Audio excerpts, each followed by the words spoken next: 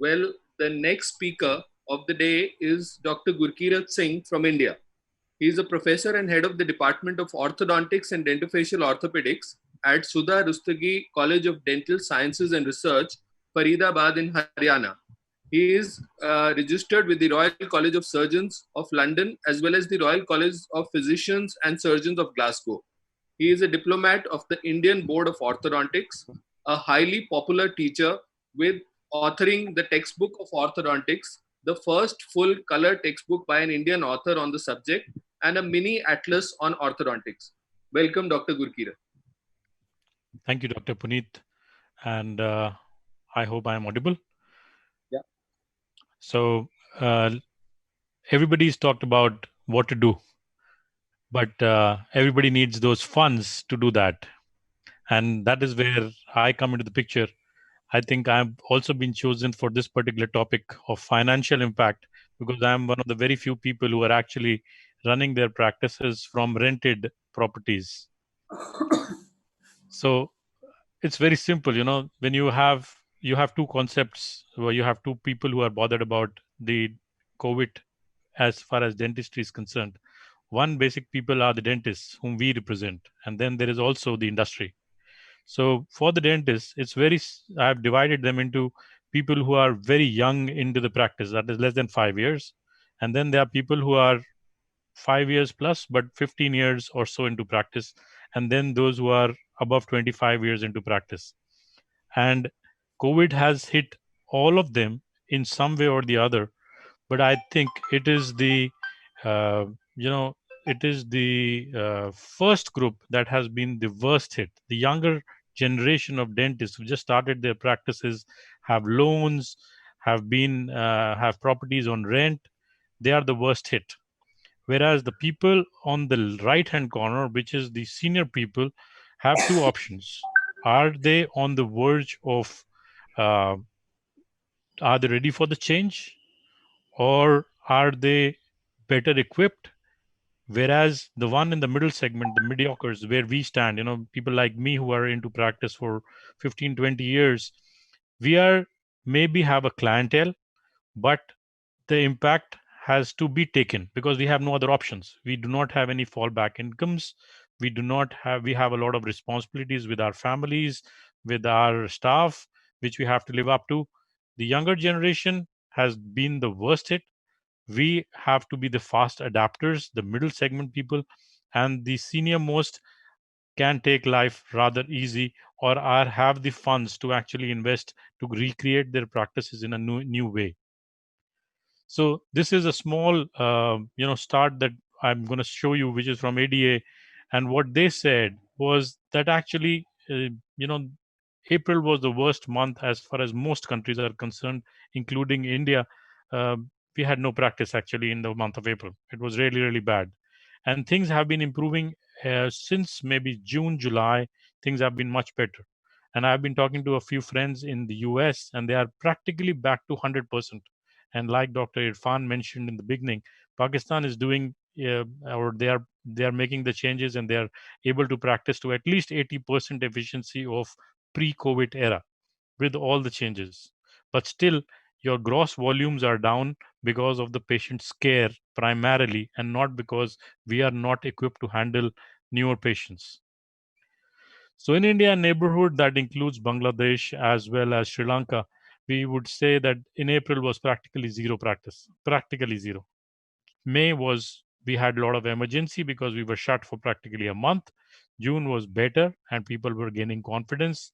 July was even better, but August has been below normal because maybe some areas have taken the hit of the second wave.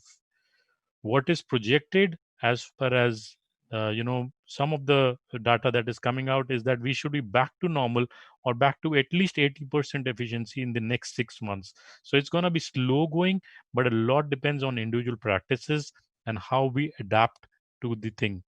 And since I have a visiting practice in Oman, I know for sure that there already the practices are generating the same kind of revenue, which might not be 100% of pre-COVID, but it is definitely in the 80% region, which is relatively, you know, good at this present era, at least in terms of comparing them to India.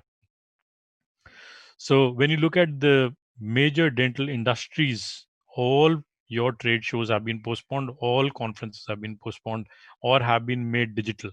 So what I have done a small recce of what is the selling item, and everything that is selling is consumable, and that also related to COVID or PPEs or N95 masks. But overall, the the consumable industry is down to 20% of their normal. A lot of dealerships have changed hands or have ventured into PPE or COVID related uh, consumable sales. If they were selling composites, they are now selling face masks as well. So that's something which is different, but then that was expected because everybody is trying to generate revenue for their own stream. Equipment sales are down. But if you ask me, this is the right time to buy or invest because you're going to get the best deals on equipment. Everybody is selling something along with something. So if you want to buy a RVG, you're likely to get a light cure machine free. It's that bad. A lot of recovery is going to be linked to the spending power of the consumer, and that basically is dictated by governmental policies. So I know that in India, the government is trying to give you a lot of incentives, but till it reaches the general consumer, that is the general population, our patient base, it's going to be very difficult to come back onto our routine practices because everybody is holding on to cash. Nobody wants to spend their money. So if you're looking at a case which is you were trying to do maybe 12 veneers, I think the patient is going to take its own sweet time to come back, even though you might be ready to fluctuate your pricing a bit. But that patient is going to hold on to the cash because he doesn't know if his next salary is actually going to come as decided earlier. So that's a big difference. Reduced caseloads with increased costing. Now, this is the next thing that we're going to talk about. And we have all been told that space out your appointments. It's easier to say space out your appointments. If you're going to see less patients, you're going to generate less revenue unless, unless you have the heart to increase your rates. If you ask me personally, initially when we started, and I started as of 5th of May, I've been working and I've been working each and every day except maybe a couple of Sundays. The thing was, do we charge extra for our PPE kits? Do we charge extra for the consumables that we're going to be spending? And here I agree with Dr. Irfan that the new normal is not very different. Actually, we should have been taking these precautions earlier as well. So that is something that we have to decide on individual practice basis how we are going to fend for this new role of creating or sanitizing or creating an environment which is patient friendly. Always remember, when it comes down to managing finances, decreased patient load generally means decreased earning, and decreased earning means decreased spending, and we need to streamline our protocols to be able to increase efficiency.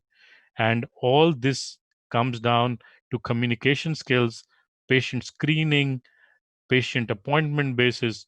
But this is the most important. So you have to realize that you cannot spend more unless you have either got loads of money stacked up somewhere, or you are ready to increase your charges because you are not going to be able to see the same number of patients as you were seeing pre-COVID era.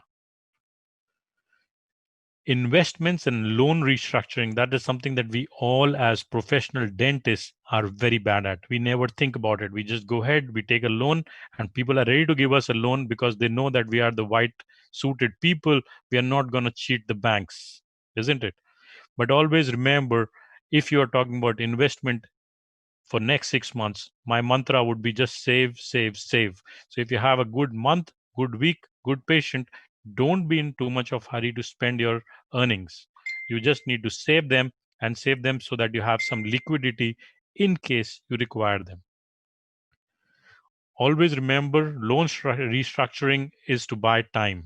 So some governments are giving you 3 months leeway. I think in India we have now 3 months plus 3 months, so we have 6 months leeway.